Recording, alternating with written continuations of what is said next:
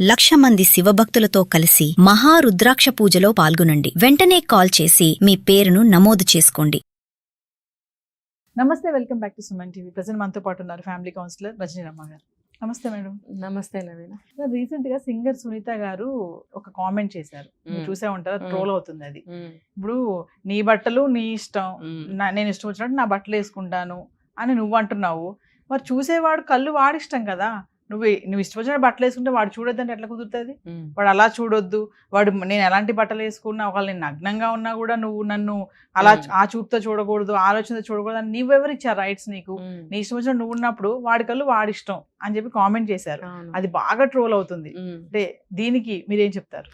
అంతే కదా, ఎవరైనా అంటారు మరి నా ఇష్టం నేను చూసుకుంటా, నా ఇష్టం వచ్చాడు నేను బట్టలు వేసుకుంటానని నువ్వు అన్నప్పుడు ఎదుట నోరు మూసుకుంటాడు. నా ఇష్టం అన్నప్పుడు ఎవరో ఏం చేయలేదు. అలాగే యువతలోడు అంటాడు నా కళ్ళు ఉన్నాయి నేను చూస్తాను, కళ్ళు ఇలా మూసుకుని పోతే పడతాడు.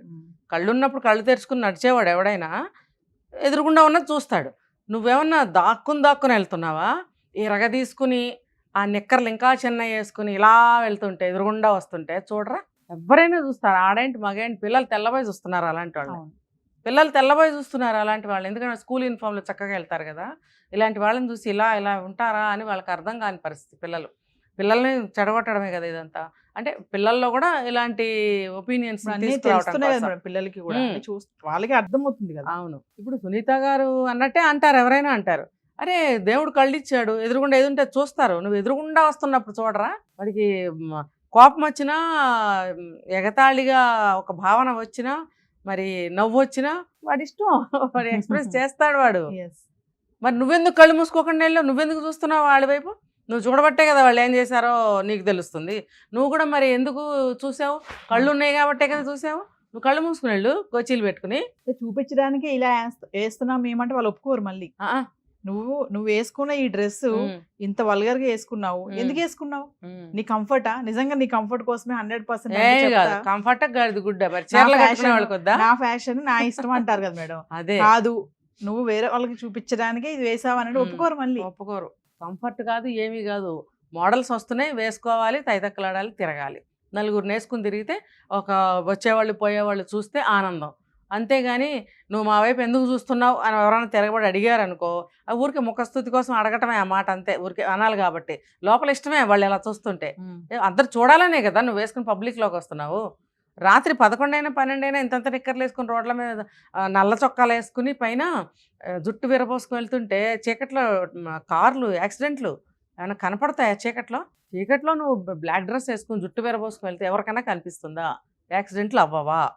మరి అలాంటి గుడ్డలు వేసుకుని రాత్రి 11ంటికి వాకింగ్లు చేస్తారు, లేకపోతే పట్టపగలే ఇష్టం వచ్చినట్టు సినిమాలకనే అట్టని తిరుగుతుంటారు. ఒక ఆఫీస్కి ఏమైనా డీసెంట్గా వెళ్తారేమో మరి నాకు తెలియదు. విడిగా ఇలా ఉంటున్నారు. ఇప్పుడు ప్రకృతిలో దేన్నైనా అందాన్ని చూడటానికి, ఆస్వాదించడానికి భగవంతుడు కళ్ళు ఇచ్చాడు, ఇంకా అనేక వాటికి ఇచ్చాడు, ఇది కూడా ఇంక్లూడింగ్. కాబట్టి కళ్ళు మూసుకోమంటే ఎలా మూసుకుంటారు? వాళ్ళు కళ్ళు మూసుకున్నారో తెరిచారో నీకెలా తెలుసు? నువ్వు వాళ్ళ వైపు చూడబట్టే కదా. నా వైపు చూస్తున్నారా లేదా అని ఇట్లా చూడవా? నువ్వు చూసావు కాబట్టి వాళ్ళు చూసారని తెలిసింది. నువ్వు కళ్ళు మూసుకో, లేకపోతే కంటికి గుడ్డ ఏమైనా కట్టుకో, లేదా అటు తిరిగిపో. అప్పుడు వాళ్ళు ఏం చేశారో నీకు తెలియదు కాబట్టి వాళ్ళు చూశారు అని మళ్ళీ నువ్వు గుచ్చుకోవాల్సిన అవసరం ఉండదు ఇక్కడ కదా. నీకు తెలియదు కదా చూసారో లేదో. అలా ఉండాలి. అంతేగాని పనిగట్టుకుని నువ్వు వాళ్ళ వైపు చూసి నా వైపు చూశారు, చూసే చూపుల్లో ఉంది అంటే, చూసే చూపులు ఎప్పుడూ వాడి భావాన్ని ఎక్స్ప్రెస్ చేస్తూనే ఉంటాయి. కళ్ళే కదా భావాన్ని, గుండెల్లో ఏముందో కళ్ళల్లో కనిపిస్తుంది. అలాంటప్పుడు నువ్వు కళ్ళు మూసుకోమని ఎలా అంటావు? చూడొద్దని ఎలా అంటావు? ఇది ఇంపాసిబుల్, జరగదు. సొసైటీలో మేడం చాలా మంది, నేను కూడా కొంతమందిని చూస్తూ ఉంటాను, సిగ్గు అనిపిస్తూ ఉంటది. అంటే అమ్మాయిలు మళ్ళీ యంగ్స్టర్స్ పిల్లలు ఎలాంటి డ్రెస్సెస్ అంటే ఇట్లా అంటే ఎక్స్పోజింగ్ అనమాట. అంటే ఏం చూపిస్తున్నారు, ఏం చూపించకూడదు, ఏం దాచుకోవాలి అంటే తెలియకట, లేదా ఫ్యాషనా, ఇంట్లో చెప్పరా? అంటే లేదు నా కంఫర్ట్ అని అనుకోవాలి. అది నా కంఫర్ట్ అన్న మాట అసలు మీరు కూడా వాడకండి నవీన. అసలు అది ఆ పదానికి విలువే పోతుంది.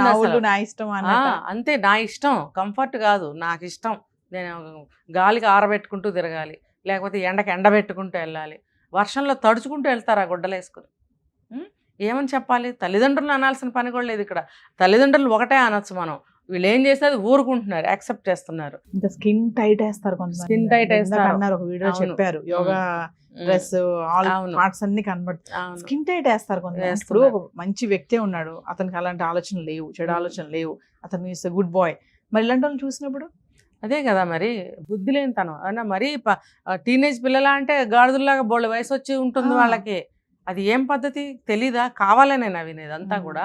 కంఫర్ట్ కానే కాదు ముమ్మాటికి కాదు. వాళ్ళ ఇష్టం వేసుకుంటున్నారు అంతే.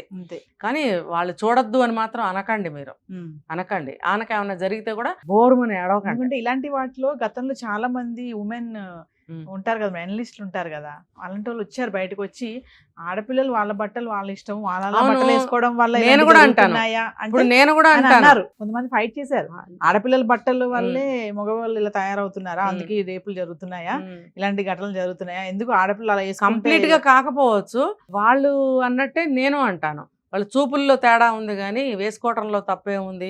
వాళ్ళు స్వేచ్ఛగా ఉండటం తప్ప, లేకపోతే పాతకాలంలాగా 7 గజాల చీరలు కట్టుకుని తిరగాల, ఇవన్నీ ఎవరు అనటం లేదు. ఎవరిని వాళ్ళు ప్రొటెక్ట్ చేసుకోవాలా వద్దా? ఏదన్నా జరిగితే పోలీసుల మీద పడిపోవడం, ఇంకొకళ్ళ మీద పడిపోవడం అది అవసరమా? ఇప్పుడు చూసే చూపుల్లో తప్పు ఉంది, నేను ఒప్పుకుంటున్నా. చూసే చూపుల్లో తప్పు అని కూడా అనలేము నవీన. ఇక్కడ చూడంగానే ఒక భావన వస్తుంది, గబుక్కని ఒక నవ్వు రావచ్చు, లేకపోతే అవ్వా అనొచ్చు, లేకపోతే దానికేం వచ్చిందిరా అని ఒక ఫీలింగ్ బయటకు వస్తుంది, ఒక ఫీలింగ్ వస్తుంది, బయటకు ఎక్స్ప్రెస్ చేయకపోయినా కూడా. అభిప్రాయాన్ని మార్చడానికి నువ్వెవరివి? అది ఎవరి మనసుకి సంబంధించింది. అది ఫేస్ లో ఎక్స్ప్రెషన్ వస్తుంది. చూడొద్దు, చూసే చూపులో తప్పు ఉంది, వీళ్ళు వేసుకున్నందువల్లే జరుగుతున్నాయి, వాడు చూపులో తేడా లేదంటే ఖచ్చితంగా ఉంది. ఇప్పుడు నేను చెప్పాను, రకరకాల ఫీలింగ్స్ ఉంటాయి వాళ్ళకి. ఒకడికి ఆ అమ్మాయిని అత్యాచారం చేయాలనిపించవచ్చు లాక్కెళ్ళి, ఒక్కొక్కరికి సన్నగా నవ్వు రావచ్చు, ఒక్కొక్కరికి చిలిపి ఆలోచనలు రావచ్చు, లేబర్ ఉంటారు, రోగ్స్ ఉంటారు, కొంతమంది అల్లర్చిల్లరగా ఉంటారు. అవును, మొన్నే కదా మనం మాట్లాడుకున్నాం, ఒక అమ్మాయి వెళ్తుంటే స్ట్రైట్ గా వెళ్ళి టచ్ చేశాడు అమ్మాయిని, టచ్ చేయని చోట చేశాడు. ఎందుకు? లేబరే, ఆ వ్యక్తి లేబరే. అలాంటి వాళ్ళకి చిల్లర బుద్ధులు కూడా పుడతాయి. పుట్టినప్పుడు ఇలా డ్రెస్సులు వేసుకుంటున్నారు కదా, ఎవరిని అంటారు? మీరు అలాంటి ఏరియాలకు వెళ్ళకండి, చీకట్లో వెళ్ళకండి, మిట్ట మధ్యాహ్నం ఎవరూ లేని ప్లేస్లో తిరగకండి. పాపం ఆవిడ పాపం తీసుకుని స్కూల్ నుంచి వెళ్తుంటే ఆవిడని ఫ్రాక్ ఎత్తాడు, డ్రెస్ ఎత్తాడు. మరి ఎవరు లేని నిర్మానుషం ప్రదేశం ఎలా కుదురుతుంది? కుదరదు. ఆవిడ నిండుగానే బట్టలు వేసుకుని వెళ్తుంది, కానీ వీడు ఇలా చేశాడు. కాబట్టి అది చెప్పలేం, ఇది చెప్పలేం. కానీ మన జాగ్రత్తలో మనం ఉండాలి. మనకి ఏది అలవాటో అదే మనం తినాలి, అదే చేయాలి, అలాగే ఉండాలి. లేకపోతే ఎనలిస్ట్లో లేకపోతే మనలాంటి వాళ్ళు మాలాంటి వాళ్ళు కొట్టుకు వస్తూ ఉండాలి. ఇక్కడ వాళ్ళు మానే ఉంటారు, అక్కడ వాళ్ళు మానరు. అంటే మానకపోతే ఎవరికి నష్టం? వదిలేసామనుకోండి, ఈ మాత్రం విమర్శ కూడా చేయకుండా వదిలేస్తే సమాజం పుచ్చి కుళ్ళి పురుగులు బట్టి దద్దనాశనం అయిపోతుంది. ఎవరికి కావాలి? ప్రభుత్వాలు ఇలాంటివి పట్టించుకుంటాయా? లేదా ఉద్యోగం చేసే డిపార్ట్మెంట్స్ పట్టించుకుంటాయా? లేదా ఇంట్లో తల్లిదండ్రులు పట్టించుకుంటే తల్లిదండ్రులు కూడా కొట్టి వెళ్ళే ప్రబుద్ధులు ఉన్నప్పుడు ఎవరు పట్టించుకోవాలండి? కాబట్టి సమాజంలో చూసే కళ్ళే పట్టించుకుంటాయి, చూసే మనుషులే పట్టించుకుంటారు, విమర్శ చేసే నోళ్లే తిడతారు. తిట్టాలి, తిడితే పడండి. అన్నిటికీ సిద్ధపడిపోయాం మేము అని అంటే మీ ఇష్టం వచ్చేట్టు ఉండండి. బాగు చేసేవాళ్ళు ఎప్పుడూ ఉంటారు. అర్థమైందా? ఇటు ఒక చెడు వస్తే ఇటు ఒక మంచి వస్తుంది, ఎప్పుడూ ఉంటుంది. అది మాత్రం గుర్తుపెట్టుకోవాలి. Thank you.